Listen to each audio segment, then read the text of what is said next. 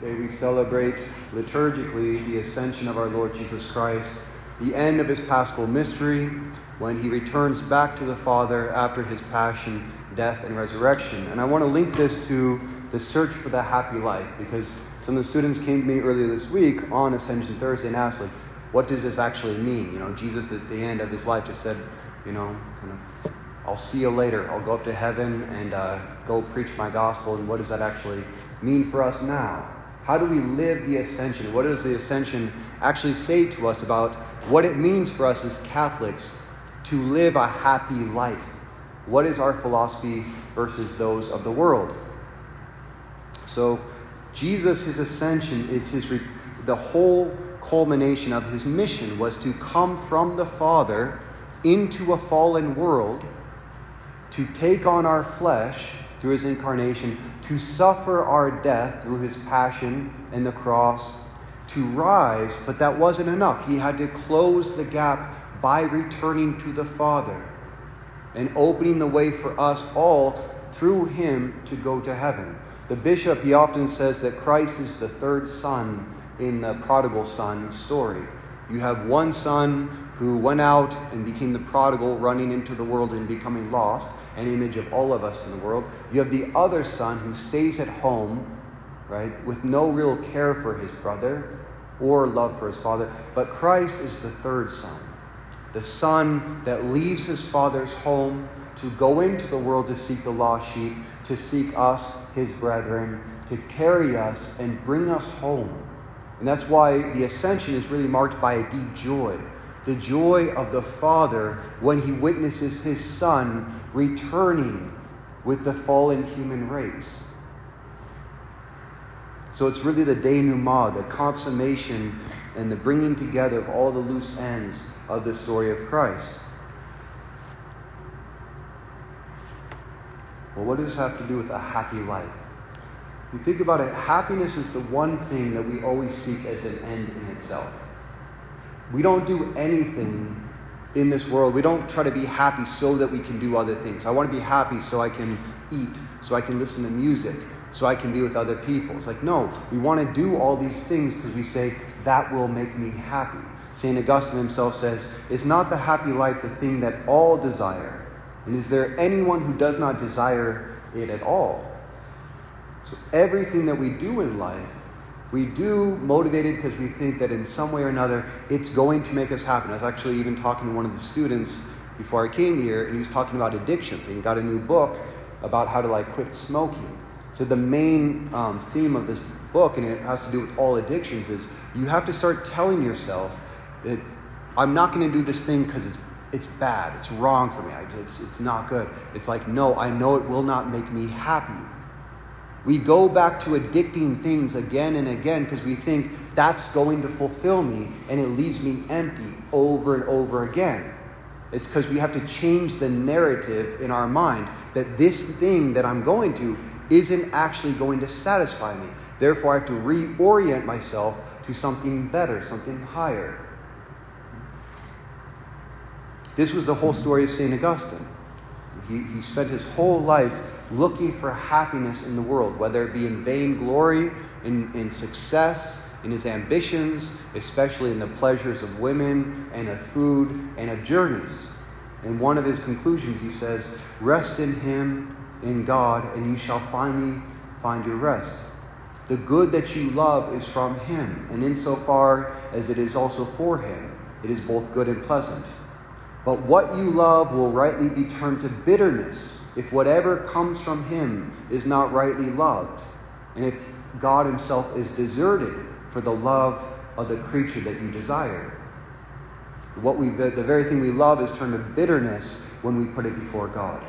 Why then will you wander farther and farther in these difficult and toilsome ways, O soul? There is no rest where you seek it. Seek what you seek. But remember that it is not there where you are seeking it. You seek for a happy life in the land of death.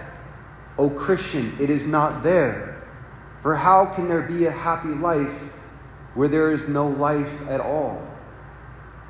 And this was Paul's exhortation to the people on this feast of the Ascension himself. He says, I declare and solemnly attest in the Lord that you must no longer live as the pagans do.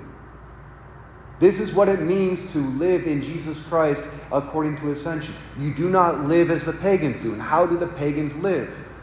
Their minds empty, their understanding darkened. They are estranged from a life in God because of their ignorance and their resistance.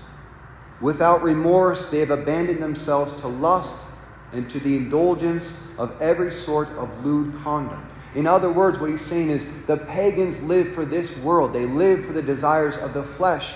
And you who are living in Christ must separate yourself both physically and mentally from this way of life. And he goes on. That is not what you learned when you learned Jesus Christ. I am supposing, of course, that he has been preached and taught to you in accord with the truth that is in Jesus. Namely, that you must lay aside your former way of life. You must lay aside your former way of life and the old self, which deteriorates through illusion and desires. And I love that. It's my favorite line. The former way of life that deteriorates through illusion and desires. All the things that we go after in the world that end up just being illusions and empty desire. And you must acquire a fresh spiritual way of thinking. You must put on that new man created in God's image, whose justice and holiness are born of truth. That's what it means for us to live the ascension, to allow the mystery of Christ's own ascent to transform the way that I'm living my life. I have good news and bad news. Good news is this is going to be a lot faster mass because we don't have music and all that. It's a small congregation. Bad news is I took the extra time and I put it on this homily. So that's the introduction. So get ready. Yesterday I was in the chapel. I was thinking about all these things. Oh, you guys all just sighed like, yeah, it's going to be a long day. It will be. You'll be out in an hour, I promise. I spent 9 hours yesterday painting. And to stay focused on what I was painting, I had to listen to a book, something that would just keep me engaged in the moment. And so I listened to one of my favorite books that I haven't read in some time. It's by my favorite author, Cormac McCarthy, and it's called All the Pretty Horses. And it's one of the most beautiful books about, I think, this very thing that we're talking about as far as looking for heaven on earth, looking for happiness here, and what happens to the person when we do that. It's about this guy, this young kid, John Grady Cole. He lives in a small town in Texas in the 1950s, right? His father is dying of cancer. His mother left his father because she wanted to live in the city. She wasn't content and happy with a normal married life. She wanted more. And his ranch is being sold because ranchers are no longer a thing. Now it's oil's buying everything. So his world is breaking apart from his family and from the land that he knows. And all he's ever lived with is horses and ranches. And so he gets his best friend and he convinces him to travel down to Mexico, to go across the border and find the idyllic cowboy life he's been dreaming of. And on top of that, his girlfriend just broke up with him too. So he's at a very low place. But he has so much hope for what could lie in Mexico. And so he crosses the border. They run into this 13-year-old boy who's also run away from home, but stolen a horse and carries with him nothing but trouble. And it's really the stories about what happens when we go into a new adventure in life, a new place, with all the illusions of what that will give us versus the reality of what we experience. It's a very deep philosophical book because he gets in on the other side. They end up getting, they have to steal some horses back that were stolen from them at one point. And then they finally get to a ranch that they start working on. And it all starts going really well for him. He's able to, he's like a horse whisperer, so he gets very famous down there. He starts getting a lot of money. Then the main master's daughter falls in love with him. And so they have this very idyllic, beautiful romance for a couple months. She's a very rich family, and he's, poor nobody. But he falls just head over heels in love with her. One day he wakes up to cops standing over him. And this is where the dream world is shattered. And he's taken into the Saltillo prison. And him and Rollins, his friend, have to go through immense suffering. Beatings, almost being put to death. and their little friend, 13 years old, was killed along the way. And so everything's kind of crumbling little by little, to the point where they're able to get out of the prison. His friend goes home, and he goes back to try to get the girl, to convince her to come home with him. That woman is an image of his hope for life, of something good and beautiful in the world that he could have. And she ends up rejecting it. She chooses to stay, with her family and follow her father, rather than taking a chance on him. And then the story kind of goes on from there, but something that I was reading an essay on this book, and it was really interesting, the points it brought out, how like Buddhism, for example, is not a religion, it's a philosophy, but it gets something very correct about life. What he's really come to understand is that in the heart of reality, behind the facade of beauty that is there, there's a secret. There's a secret in reality, and this secret truth that you do not come to understand until you experience it is suffering. A deep pain in the heart of reality. And that pain wakes us up. And it's usually falling in love with another that draws us into the world and then reveals on the other side that pain. That's why, like infatuation, when you fall in love with somebody, you project all the beauty on them, but then once you spend time with them, you become disillusioned when you see the reality of the other person and the suffering that comes with our insufficiencies, or in new jobs and new places. But Buddhism as a philosophy says attachment only leads to suffering, because everything in this world is impermanent, ever-changing, and doomed to destruction. Quite unreliable, crumbling away however much we try to hold on to it. So the first noble truth of Buddhism is that sorrow just is. Beneath the neon dazzle is darkness. At the core, not only of reality, but of human life, is a mysterious kind of misery.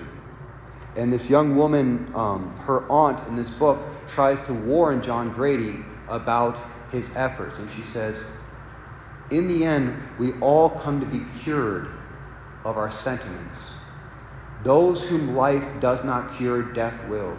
The world is quite ruthless in selecting between the dream and the reality, even where we will not. Between the wish and the thing, the world lies waiting. Between the wish, the ideal, all the projections that we have in our mind whenever we go somewhere or meet someone new, between the wish and that thing, when we finally get there, is the world.